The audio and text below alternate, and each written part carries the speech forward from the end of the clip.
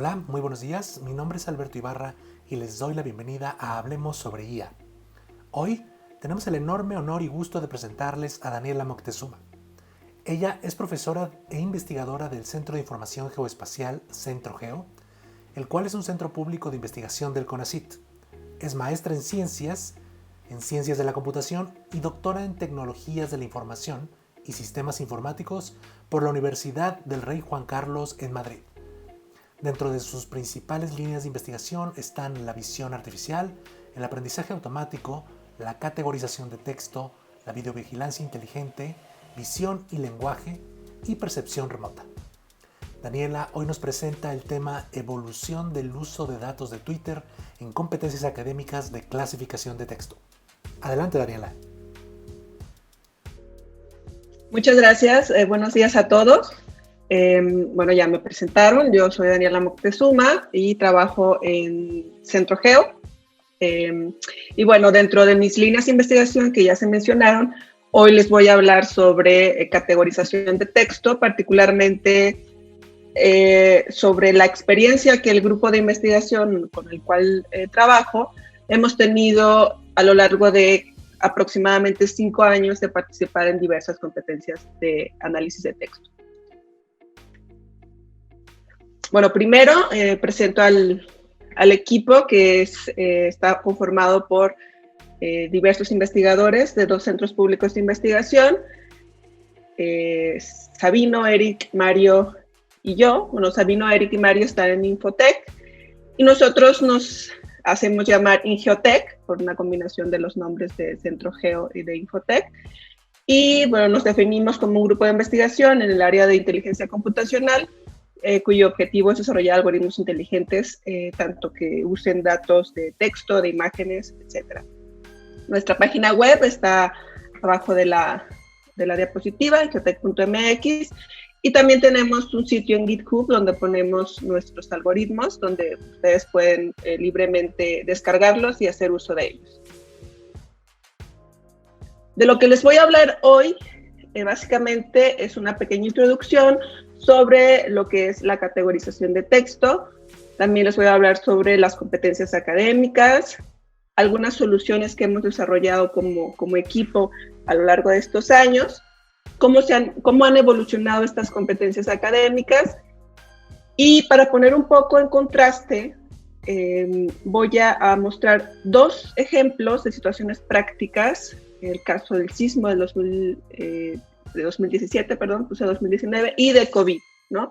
Cómo también la información de redes sociales se puede usar ante estas situaciones, y terminaré con algunas conclusiones. Bueno, no sé si todos estén familiarizados con Twitter, pero esta red social es una de las más utilizadas en muchas investigaciones, no solo en el área de ciencias de la computación, sino en el área de economía, el área política, en diferentes áreas, ¿no? ¿Y por qué se utiliza mucho esta información de Twitter?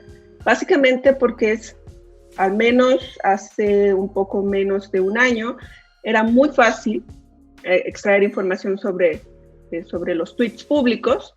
Básicamente Twitter tiene una API donde uno se puede conectar, y mediante esta API podemos coleccionar los tweets públicos, los que los usuarios pues no cierran, ¿no? a sus seguidores, y pues ha sido muy fácil, ¿no? Utilizar estos tweets. Por eso muchas de las competencias académicas y muchas de las investigaciones que se han desarrollado con datos de redes sociales utilizan Twitter. No es lo mismo en el caso de Facebook, ¿no? En el caso de Facebook es un poco más complicado, mucho más complicado, ya que tienen otras políticas, y de hecho la misma dinámica de la red social pues es diferente, ¿no? Al menos yo así lo percibo.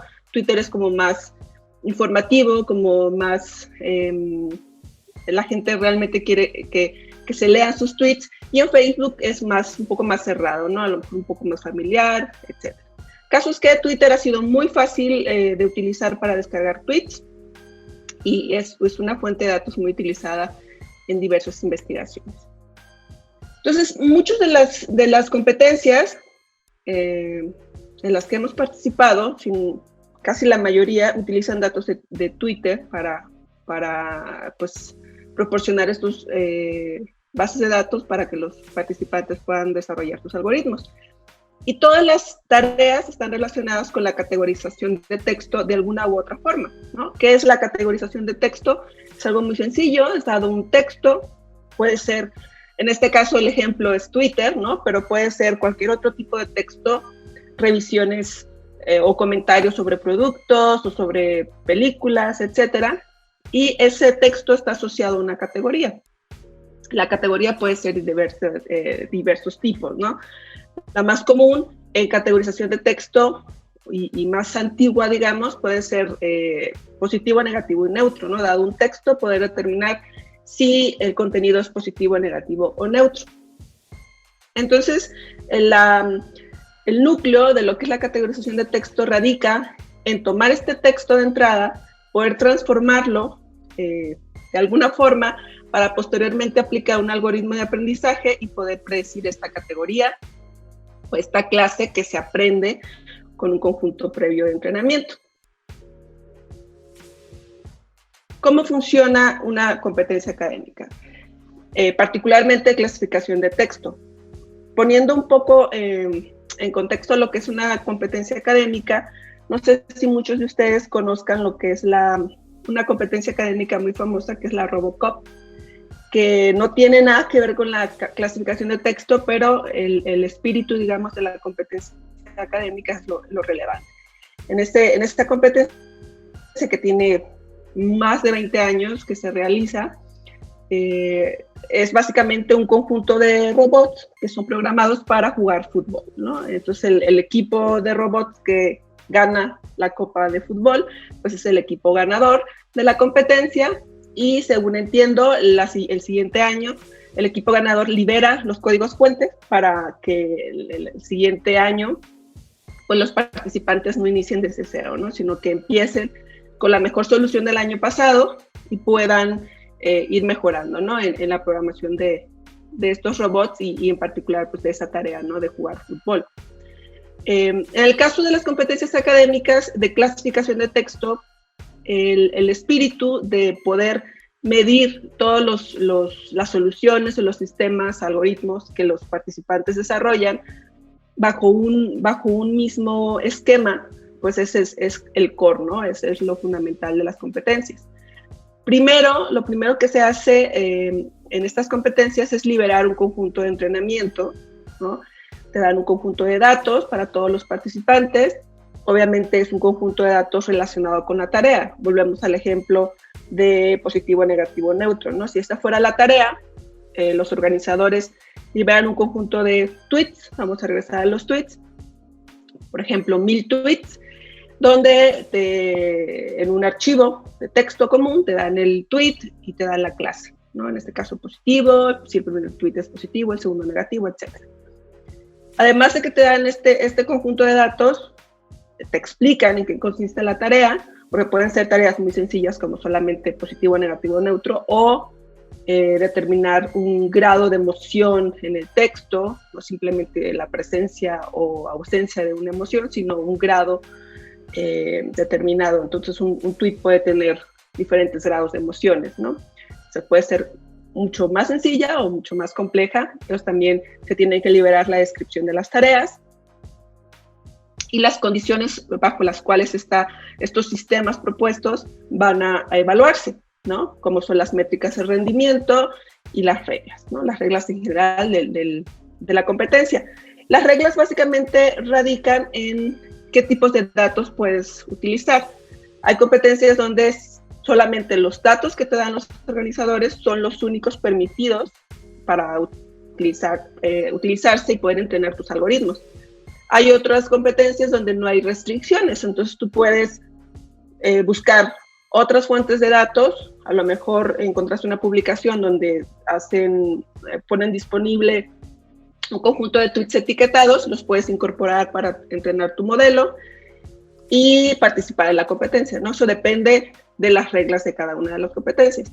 Una vez que ya tienes todos estos datos iniciales, puedes empezar a probar, ¿no? A probar tus algoritmos, a generar una estrategia de generar un vector a partir del texto y qué algoritmos de clasificación vas a usar, etcétera.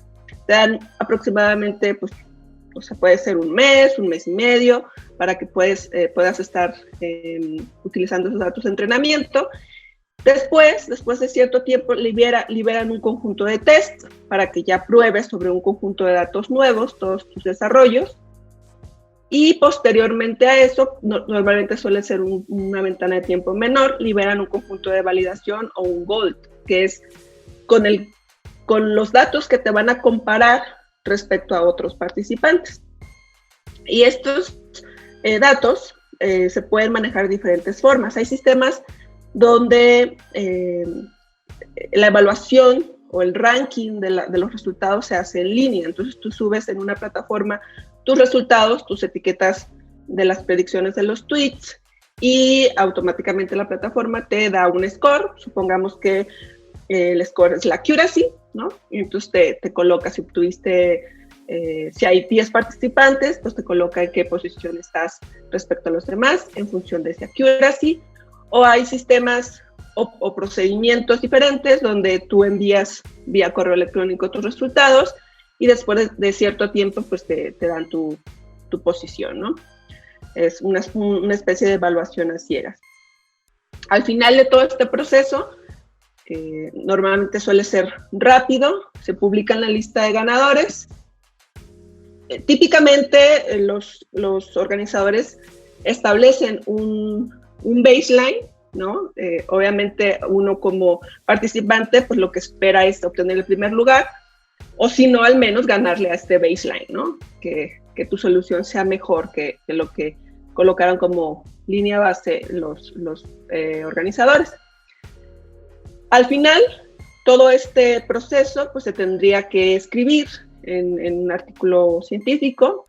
Esto se parece un poco a lo que son las conferencias académicas, ¿no? Al final escribes un artículo donde pues escribes todo lo que hiciste en tu sistema, los datos que usaste, los clasificadores, qué tipo de descripción o tokenización, etcétera, hiciste de los datos para publicarlo, ¿no? Y entonces todos los participantes, o al menos los de una determinada posición de la tabla de ranking hacia arriba, son los que deben escribir estos artículos académicos describiendo las soluciones de la competencia. Entonces, como les comentaba, las competencias académicas pues, pueden ser de diferentes tipos de categorías. El análisis de sentimientos es de las más, al menos en nuestro caso, pues son de las más viejas, son de las primeras que participamos. Y básicamente es tener asociado una polaridad a un texto. De estas competencias, pues hay muchas, ¿no? Está el CEMEVAL, que es una de las competencias, pues yo creo que más importantes porque el número de participantes es muy grande. Es difícil obtener el mejor resultado en esta competencia porque realmente al ser tan famosa, pues hay muchos participantes y es bastante reñida. Y típicamente la tarea de clasificación o determinación de la polaridad de los tweets se hace en 3 idiomas, inglés, árabe y español. En CEMEVAL hemos participado, si no me recuerdo, desde 2017. También existen otras competencias como el TAS, que es otra competencia que se organiza en España, bueno, es de la península ibérica, y es parte de un congreso de la Sociedad Española de Procesamiento del Lenguaje Natural. Y la tarea ahí es, dado un conjunto de tweets, también determinar la polaridad, ¿no? Sentipol es muy similar, solamente que está dedicado al italiano. Y el Ibereval es también parte de la conferencia de procesamiento del lenguaje natural de la Sociedad Española. Y también hemos participado ya en los últimos años más recientes, ¿no? 2018 y 2019. Entonces la polaridad ha sido fundamental, ¿no? Desde las primeras competencias. Sin embargo, aquí es el primer cambio que al menos yo he notado, ¿no? A lo largo de estos años, es que la polaridad a veces ya no es suficiente, ¿no? Para determinar o extraer información útil de los textos. pasamos de analizar polaridades a analizar emociones. Entonces, esto se vuelve un poco más complejo porque dado un tweet, no solamente puedo determinar si es positivo, negativo o neutro. Yo puedo determinar si hay cierto grado de enojo, de felicidad, de tristeza, de agresividad, etc., ¿no? Entonces, la tarea se vuelve un poco más compleja porque el número de categorías puede crecer. Eso es por un lado. Y por otro lado, determinar cierto grado de pertenencia de esa categoría al texto asociado, ¿no? Entonces, de hecho, hay algunas competencias donde ya la tarea de polaridad se quitó y se sustituyó, digamos, por la parte de análisis de emociones. Entonces, ejemplificando más lo que tendría que ser una categoría, ¿no? Como ya les expliqué, el análisis de sentimiento, positivo, negativo, neutro, también podemos clasificar emociones e intensidad de las emociones. Podemos determinar si un texto es agresivo o no agresivo, o incluso detectar comentarios tóxicos. Todos estos son ejemplos de tareas en las que hemos participado. Incluso hay una de humor, ¿no? Determinar a partir de los tweets si un tweet tiene humor o no, un contenido humorístico, en qué grado, o simplemente la presencia o la ausencia. Y, por ejemplo, en la detección de comentarios tóxicos, en la descripción de esa competencia, se mencionaba que uno de los objetivos era evitar que ciertas personas en foros o en ciertos paneles o foros en Internet, evitar que realizaran comentarios con la intención de silenciar otras voces, ¿no? Silenciar personas que no estaban de acuerdo sobre algo, etcétera, ¿no? Como intimidad, ¿no? Entonces era como uno de los objetivos. Dentro de todas estas competencias hemos desarrollado algunas soluciones. Las más recurrentes son MicroTC y eBOMSA, las cuales ambos algoritmos están disponibles en la página de GitHub que les coloqué al principio. Y más o menos voy a explicar en términos generales cómo funcionan ambas soluciones, ambos algoritmos, ¿no? MicroTC es un poco más viejo que eBOMSA, pero la principal idea de MicroTC es manejar este problema de clasificación como un problema de selección de configuraciones. Estas configuraciones se radican básicamente en transformaciones del texto, tokenizadores y esquemas de pesado. Al final, al menos en la versión original de MicroTC, no nos importaba el clasificador, ¿no? Simplemente esta parte de las configuraciones, y al final con una máquina de soporte vectorial o cualquier otro clasificador que se pudiera usar incluso, se hacía la clasificación final de los textos. Entonces aquí, voy a pasarme a esta.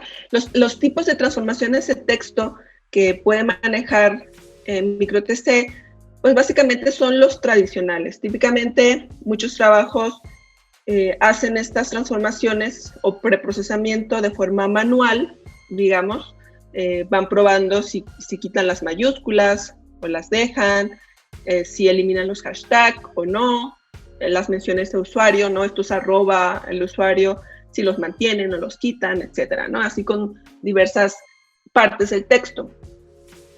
Aquí con MicroTC hay diferentes opciones para cada una de estas configuraciones. Por ejemplo,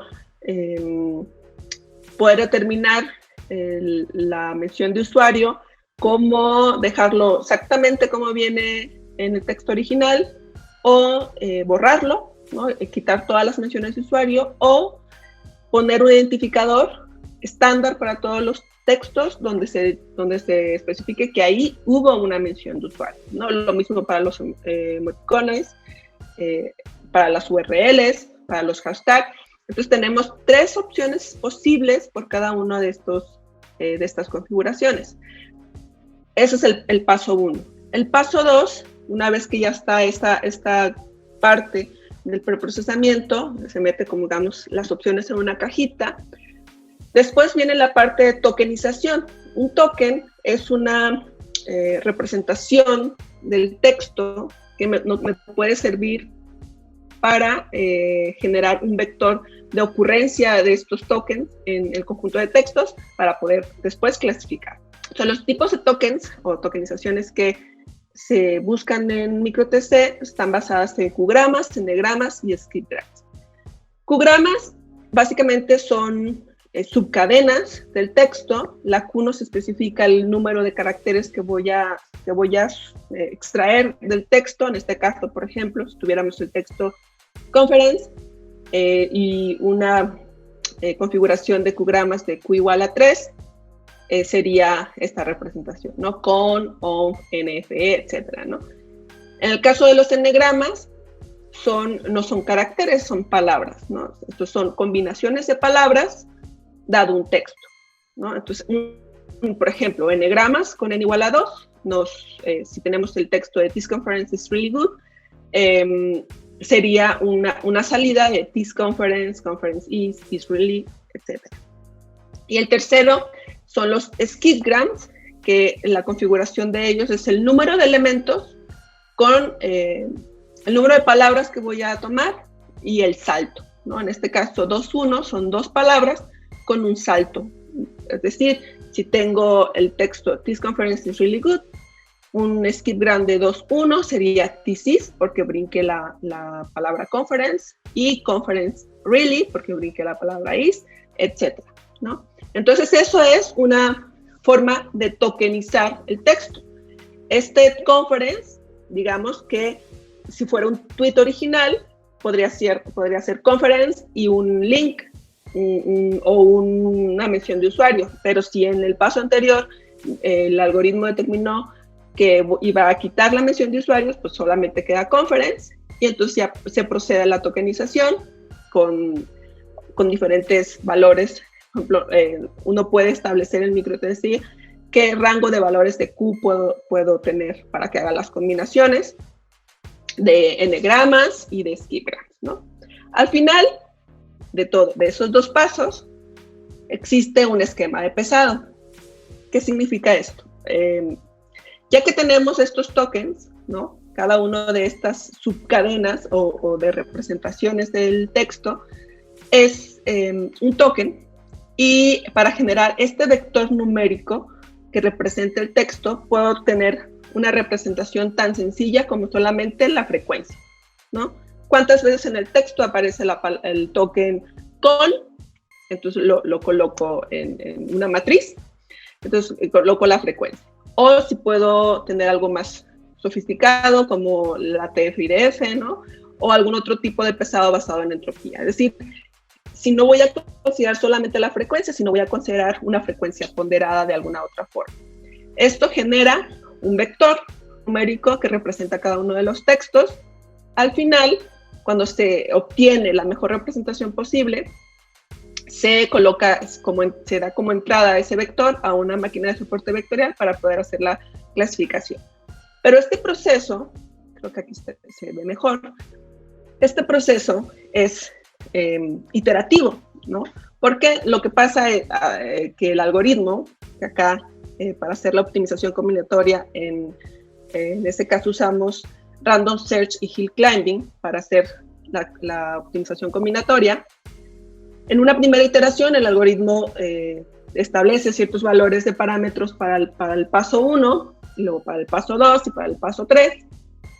Y lo que se genera se mete al clasificador, se obtiene un score, puede ser la accuracy, puede ser cualquier otra métrica del performance, y se busca en otra iteración pues mejorar ese performance, ¿no? Hasta que dado el algoritmo de optimización combinatoria, pues nos dé el mejor posible, ¿no?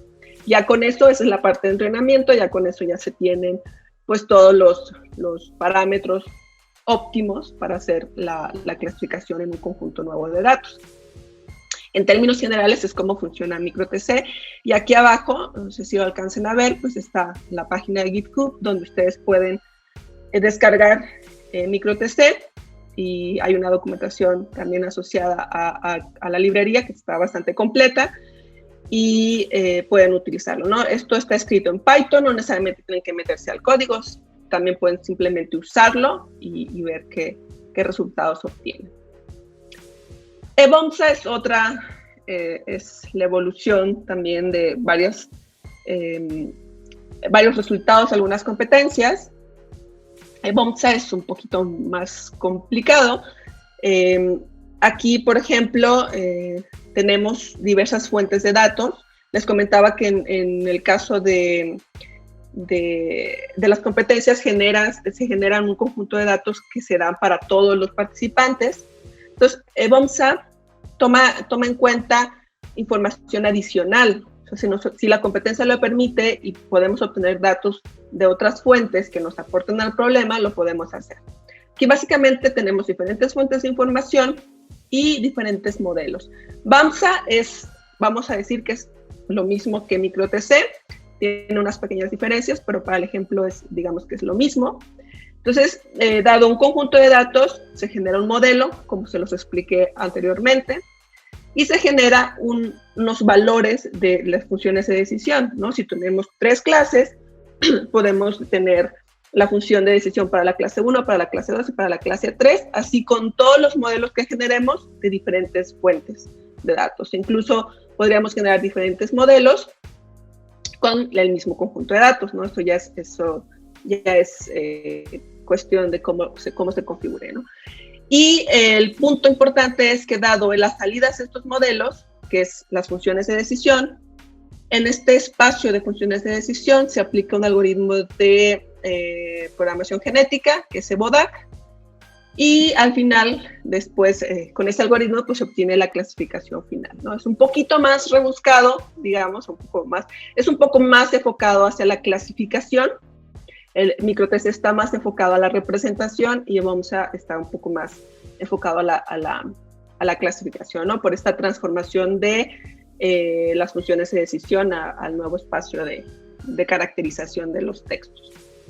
Igualmente, ustedes pueden, en la página de Geotech de GitHub, bajar EBOMSA y utilizarlo. Todos los algoritmos, o la mayoría, en la documentación pues viene la referencia, ¿no? El artículo publicado asociado a este algoritmo. Bueno, todo lo que les he contado hasta ahora ha sido de texto solamente, ¿no? Pero también hay competencias donde utilizamos imágenes, además de texto. Una de ellas es el User Profiling, que básicamente consiste en, dado un conjunto de textos e imágenes compartidas por un usuario, determinar algún rasgo del usuario. Puede ser su sexo, puede ser su rango de edad, puede ser la región geográfica en la que se encuentra, etc. Entonces, aquí una de las competencias en las que hemos participado en User Profiling es una que se llama PAN, y es una competencia que forma parte de la conferencia que se llama CLEF, que normalmente siempre se realiza en Europa. Este año surgió una nueva competencia también que utiliza datos de texto e de imágenes en el mismo CEMEVAL. El CEMEVAL considera muchísimas tareas, no solamente polaridad o emociones, sino muchísimas otras tareas. Y en el caso de este año salió una nueva tarea que nos llamó la atención, que es Memotion Analysis, que es dado un meme, determinar si es positivo, negativo o neutro. Esa era la tarea más sencilla con los memes, porque también existía determinar un grado de otro tipo de emociones, si era ofensivo, creo, si era motivacional, etcétera, ¿no? Pero la más sencilla era determinar si era positivo, negativo o neutro. Entonces, los organizadores te daban el conjunto de los textos, ya en la base de datos, y te daban la imagen. Entonces, uno podría simplemente usar el texto para clasificar o usar ambas fuentes de información. Nuestro primer intento de utilizar datos multimodales fue con la tarea de User Profiling del 2018, si no mal recuerdo, del PAN. Aquí nuestro enfoque fue un enfoque muy, muy sencillo, muy general. Es tener conjunto de imágenes y hacer una bolsa de palabras visuales y combinar el texto con MicroTC y usar las imágenes con esta bolsa de palabras visuales. ¿Qué significa esto? Bueno, más o menos Este es el proceso que les explico un poco más en MicroTC. Dado un texto de entrada, se hace una extracción de las características y se clasifica para hacer una predicción. La bolsa de palabras en general es un esquema muy utilizado en procesamiento de texto, que simplemente es colocar en una matriz, y lo vemos de forma gráfica. En las filas están los documentos o los tweets, si lo quieren ver así. En las columnas están las palabras o los tokens del conjunto de textos. Y si aparece en el documento 1, ir contabilizando cuántas veces aparece esa palabra o ese token en el documento, ¿no? De esta forma se genera un vector con números, y ya les comenté que esos números pueden ser solamente frecuencias o algún otro tipo de ponderación. Bueno, pues este esquema, al final tienes estos vectores y ya aplicas cualquier clasificador para poder determinar la categoría. Pero este esquema también se utiliza para las imágenes. O sea, dado una imagen, yo puedo extraer diferentes descriptores en la imagen, que eso fue lo que hicimos con la competencia del PAN. Extrajimos, en este caso nosotros usamos el descriptor DAISY, pero puede usarse cualquier otro tipo de descriptor como SIF. Entonces extraen de forma densa sobre la imagen un conjunto de descriptores de la imagen. Eso se coloca en un algoritmo de clustering, ¿no? Por ejemplo, K-means, y con esos vectores se pueden generar K-grupos, ¿no?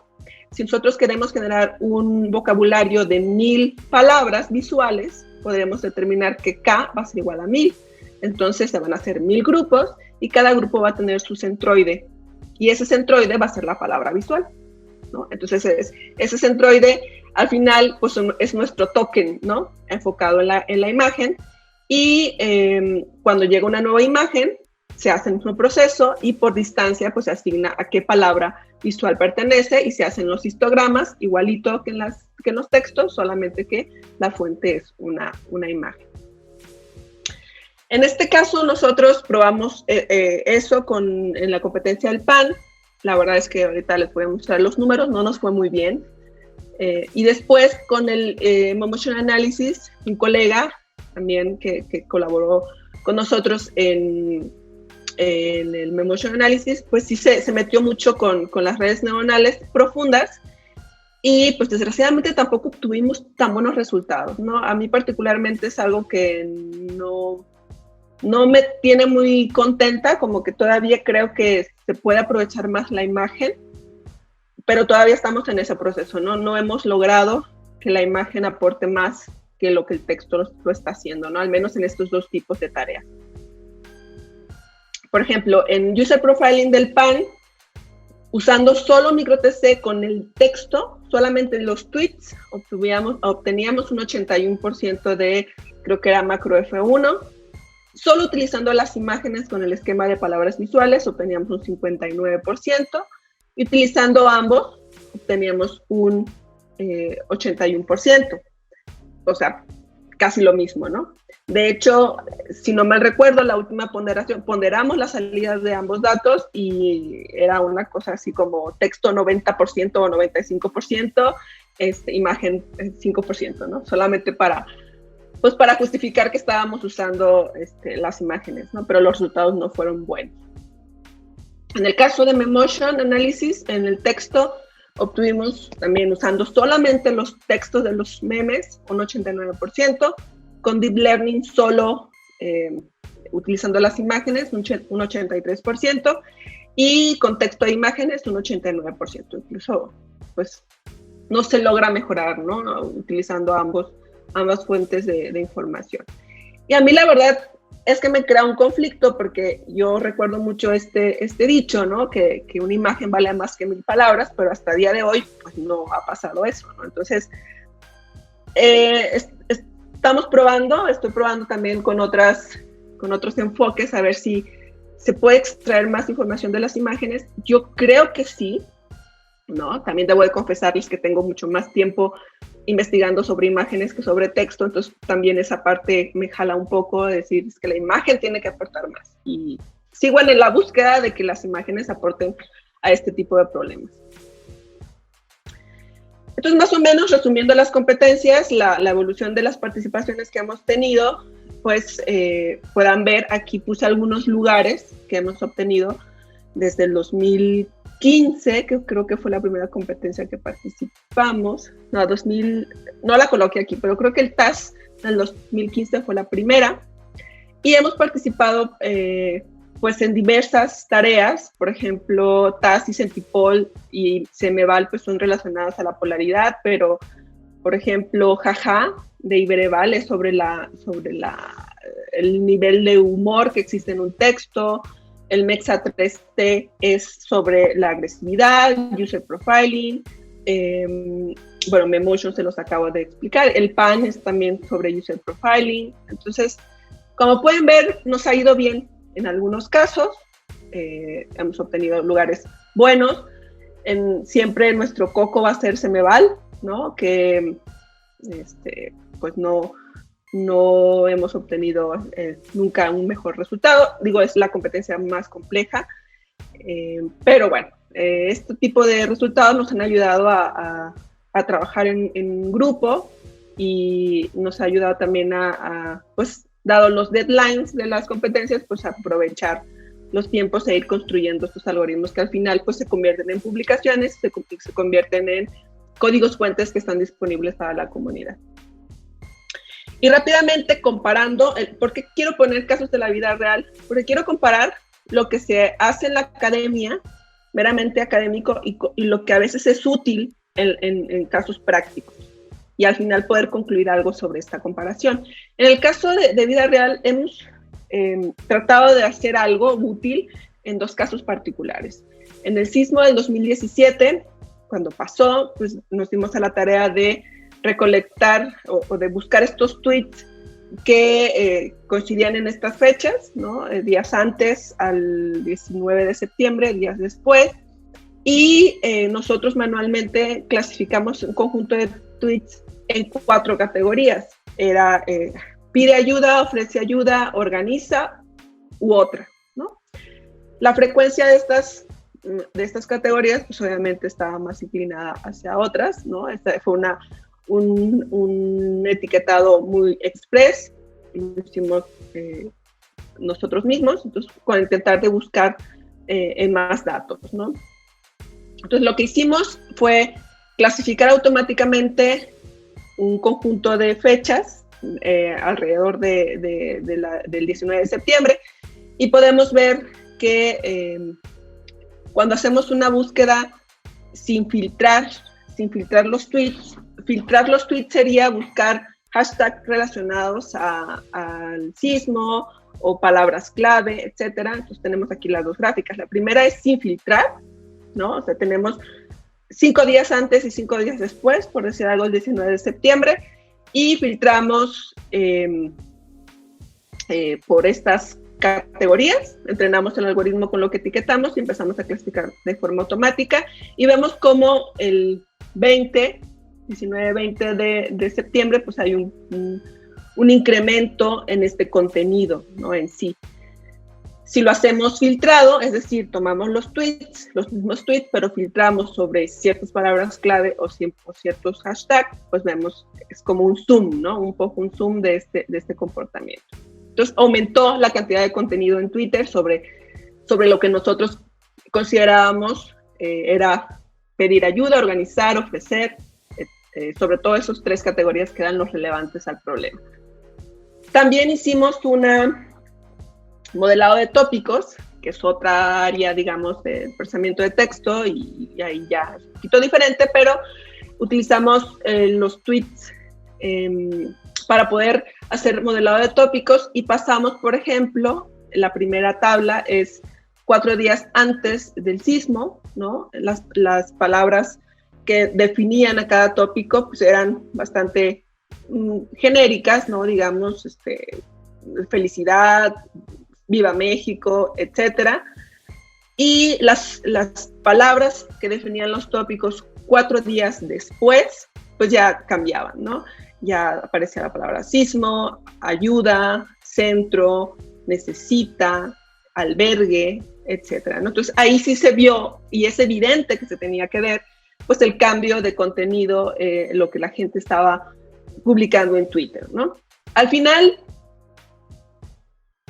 Al final, nuestro ejercicio con el sismo creo que no tuvo tanto impacto como nos hubiera gustado, porque la parte de organizar la ayuda y eso, que era como nuestro objetivo, era intentar ayudar en ese aspecto, pues hubo problemas como que los retweets, o sea, los retweets compartían información que ya era vieja o ya había sido atendida, ¿no? Entonces, darle un seguimiento a eso era realmente muy difícil. Se comprobó que Twitter no fue tan eficaz en solución de problemas en la parte del sismo. De hecho, por ahí creo que alguna vez escuché que la solución ideal fue utilizando grupos de WhatsApp, ¿no? Y que iban justamente a los sitios donde necesitaban las cosas y ya se comunicaban en un círculo mucho más cerrado, ¿no? Porque el problema de los retweets era que pues muchas veces uno retuitea algo y ni siquiera sabe si ya fue atendido o no, si sigue vigente esa petición o ese ofrecimiento de ayuda, etcétera. Entonces era algo difícil de poder pues determinar para poder ayudar, ¿no? Y otro ejemplo es pues, lo que estamos viviendo con el COVID. Aquí hay unas gráficas, no están actualizadas, están a finales de abril, pero son ejemplos de cómo se puede utilizar la información de Twitter, ¿no? En este caso vemos una gráfica desde el 1 de enero hasta el 18 de abril de las etiquetas o los hashtags de quédate en casa, ¿no? Vemos cómo pues hay un aumento de estas etiquetas, que son esta parte, y también pues la línea rosa son los casos confirmados hasta esa fecha, ¿no? Vemos que pues ambos empiezan a disparar más o menos en las mismas fechas. Luego también, buscando frecuencia de palabras, buscamos un conjunto de palabras que a priori nosotros determinamos que eran palabras relacionadas con los síntomas, como dolor, fiebre, cabeza, tos, respirar, etc. Y también graficamos la frecuencia del 1 de enero del 2020 al 18 de abril también del 2020. Y vemos cómo, por ejemplo, la línea amarilla, que es fiebre, pues sí tiene un incremento bastante notable a partir de principios de marzo, ¿no? Que fue más o menos donde pues, todo empezó a ser como más real, ¿no? En México. Y vemos cómo después, a finales de marzo, empieza a bajar, ¿no? Esto puede tener muchas explicaciones y ni siquiera podemos estar seguros de que es eso, ¿no? Yo la explicación que le encuentro es que al principio todo el mundo quería conocer los síntomas, ¿no? Saber qué era lo que estaba ocasionando esta enfermedad, y conforme pasó el mes, pues a lo mejor ya todo el mundo sabía muy bien los síntomas, pues ya dejaron de repetirse estas palabras en los tweets. Entonces es un ejemplo bastante sencillo de cómo usar los tweets para poder ver algo, ¿no? Igual aquí, pues es también ya la sumatoria de los casos confirmados y la sumatoria de las frecuencias de los tweets con la palabra, con el hashtag de quédate en casa, ¿no? También aquí, por ejemplo, no está actualizada, pero probablemente si la actualizamos al día de hoy, esta línea al azul, que es lo del hashtag quédate en casa, pues tendría que empezar a bajar, ¿no? Como que ya, no sé, si para bien o para mal, como que ya nos estamos relajando bastante en ese sentido. Entonces eso se nota, o sea, las cosas se notan en Twitter, ¿no? A veces no son tan evidentes, pero hay cierta información que sí se puede extraer. Luego también, otro compañero pues realizó calculó, porque con los tweets tenemos la posición en las que se publican, ¿no? La posición geográfica o un área determinada donde se publicó. Y algo que me pareció muy interesante es que los viajes a menos de 10 kilómetros aumentaron, también es al 18 de abril esta gráfica, y los viajes de entre 10 kilómetros y 30 disminuyeron. Es decir, las personas empezaban a mover, o al menos los usuarios de Twitter se empezaban a mover en distancias más cortas, ¿no? Y esto es lo que nos determinan estas dos gráficas. ¿no? Y obviamente distancias mucho más largas, de 30 a 100 kilómetros, disminuyeron también. Y entre 100 y 300, pues también disminuyeron, salvo aquí estas dos fechas que son como que salen un poco de ese comportamiento, ¿no? Pero aquí lo más claro es ver cómo incrementaron viajes en distancias más pequeñas. Y esto no se calcula con los textos, se calcula con las posiciones geográficas de los tweets. Y bueno, también particularmente el doctor Mario Graf, que les va a hablar de esto en unas semanas, se calculó un índice de movilidad con datos de Twitter y con otros datos que proporcionó el CONACYT. Y pues básicamente también es teniendo una línea base, poder determinar qué tanto se ha movido la gente en función de esa línea base para poder determinar este nivel de movilidad de cada uno de los estados, ¿no? Acá es un ejemplo de las gráficas que se generan desde Aguascalientes hasta Zacatecas y ver cómo ha ido evolucionando la movilidad en el país. Claro, esto en función de datos, esta específicamente solo Twitter, ¿no? Es en función de los usuarios de Twitter que publican de forma pública, digamos, y podemos utilizar sus datos para estimar estos índices. Y bueno, como conclusiones de todo esto es, por un lado, ¿no? Vemos que ya en muchas competencias, incluso creo que ya en la investigación en sí, en muchas áreas de investigación, minería de texto, procesamiento de texto, ya no es necesario solo ver el texto, sino también hay que incorporar información multimodal. Información multimodal no solamente son las imágenes y el texto, sino pueden ser videos, ¿no? Pueden ser audios, ¿no? Obviamente, entre más diferente sea la información, probablemente va a ser más compleja, pues utilizarla en conjunto para poder hacer una clasificación. En nuestra experiencia, pues trabajar con datos multimodales es complicado, ¿no? A día de hoy no puedo decir que las imágenes están aportando tanto o más que el texto. Probablemente nuestros algoritmos de clasificación de texto son muy buenos, ¿no? Puede ser, pero pues las imágenes también nos tendrían que estar aportando suficiente información.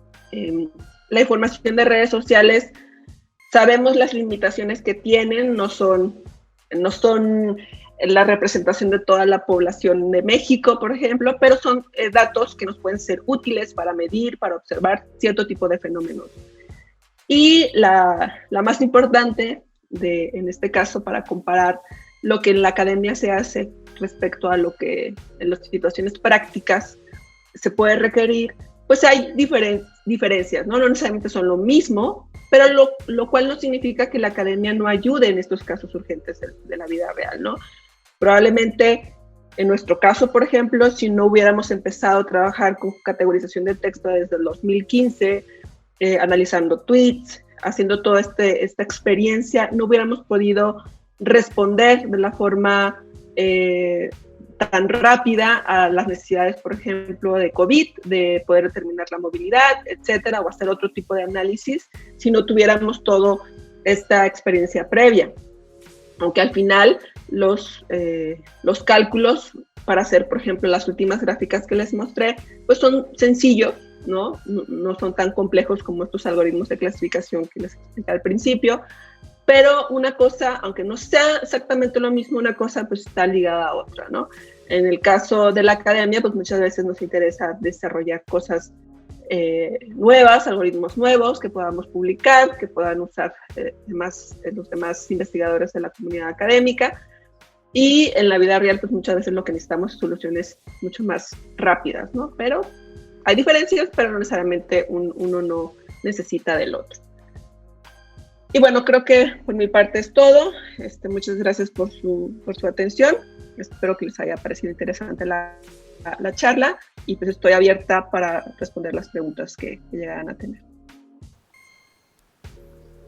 Muchas gracias, Daniela. Aquí tenemos un par de preguntas y la primera dice si cualquiera puede participar en este tipo de competencias, ya sean académicos, investigadores o estudiantes.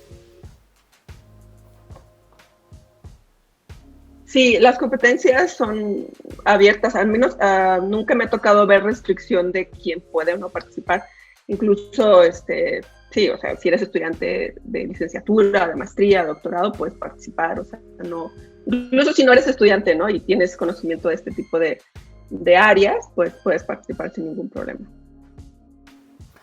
Ok, muy bien. Aquí tenemos otra pregunta.